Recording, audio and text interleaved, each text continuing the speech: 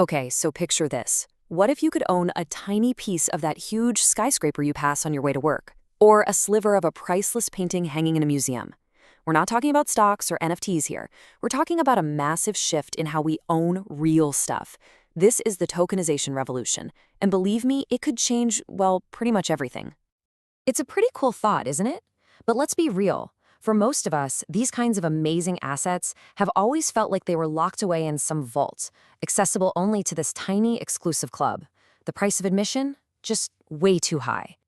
And that's not just a feeling, that's the reality of that locked vault. We're talking about alternative assets, things like private equity, giant real estate deals, hedge funds. And as JP Morgan points out, the minimum to even get in the game can easily be over $5 million. Plus, these assets are illiquid, which is just a fancy way of saying you can't sell them easily. They're designed to be exclusive. Well, until now. So how do you pick the lock on that vault? The answer is this really cool concept called tokenization. And the big idea behind it, it's actually surprisingly simple. It's all about turning physical, real-world assets into digital shares that pretty much anyone can own. So what does that actually mean? At its heart, tokenization is just converting your ownership rights into a secure digital token that lives on a blockchain. And if you're not a blockchain expert, no worries. Just think of it as a super secure public notebook that everyone can see but nobody can tamper with. So each token is like a digital deed of ownership. But it's way more powerful because that ownership is verified by this huge global network, which makes it incredibly safe and transparent. And that brings us to the real magic ingredient here, fractional ownership. The best way to think about it is just like owning stock in a company, right? You don't have to buy all of Apple to be an investor. You can just buy a single share. Tokenization applies that exact same logic to a building or a painting or even a private fund. Okay, let's make this super concrete. Let's say you've got a $50 million commercial building. In the old world, you'd need to be a multimillionaire to even get a look in. But with tokenization, you could split that building into, say, 500,000 digital tokens. Each token represents a tiny little piece of ownership, and each one might only cost $100. And just like that, something that was totally out of reach is now on the table. All right, so that's the big idea in theory. Sounds pretty good, right? But how does this actually work in the real world? And more importantly, is anyone really doing this, or is it just a bunch of hype? Let's take a look. Well, it basically boils down to a few key steps. First, you've got to pick an asset and get all the legal stuff sorted out. Then, the tech wizards create the digital tokens and something called a smart contract, which is just a piece of code that automatically enforces the rules of the investment. After the tokens are created and listed on a marketplace, the really cool part happens. Things like rent payments or profits can be sent out automatically and almost instantly to everyone who holds a token. And look, this isn't some pie-in-the-sky idea. This is happening right now. Take the St. Regis Resort in Aspen, a super high-end hotel. By tokenizing a piece of their ownership, they raised a whopping $18 million. This was one of the first huge projects that really proved this whole model could work on a massive scale. And get this, it is not just about fancy hotels. This technology is being used for all sorts of things. We've seen shares of an Andy Warhol painting sold this way. The giant bank Santander issued a $20 million bond completely on the blockchain. It's even being used for private equity deals in student housing and for bundling up mortgage loans. I mean, the possibilities here are just exploding all over the place. So when you see stuff like that happening, you can bet that Wall Street is paying very close attention. And the potential money involved here, it's just mind-boggling. JP Morgan did the math, and they estimate that tokenization could generate an extra $400 billion in revenue for the alternatives industry.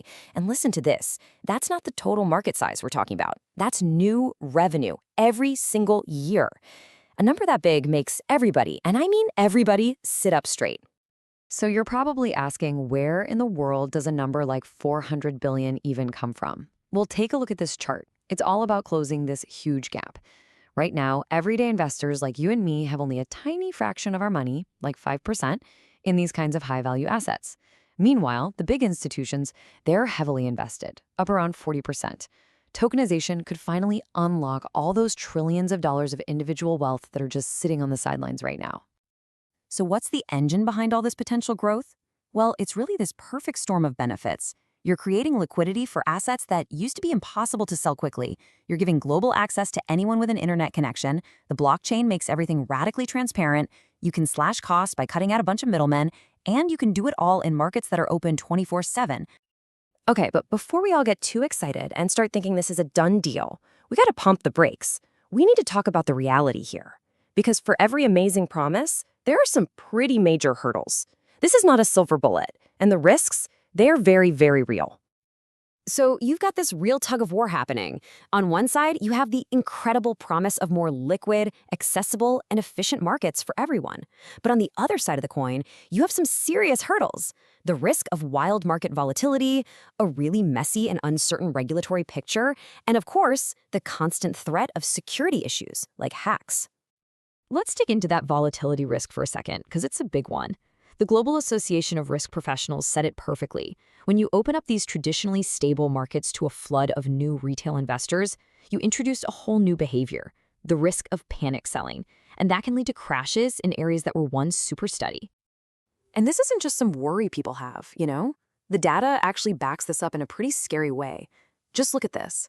The actual US house price index is incredibly stable, with volatility under 3%. But when you take those same kinds of assets and package them into an ETF that you can trade in a split second, the volatility explodes to almost 21%. The lesson here is pretty clear.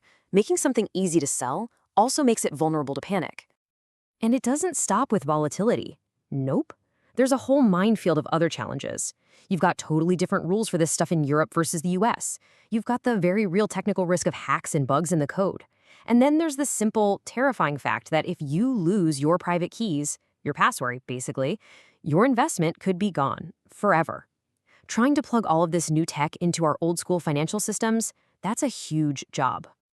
And all of this, it really brings us to the biggest question of all. Is this technology actually going to democratize finance, giving everyone a real shot at building wealth? Or are we just building a new, faster, more complicated version of Wall Street with all the same players and barriers just running on the blockchain? That's the billion, or maybe even trillion-dollar question we'll all be watching.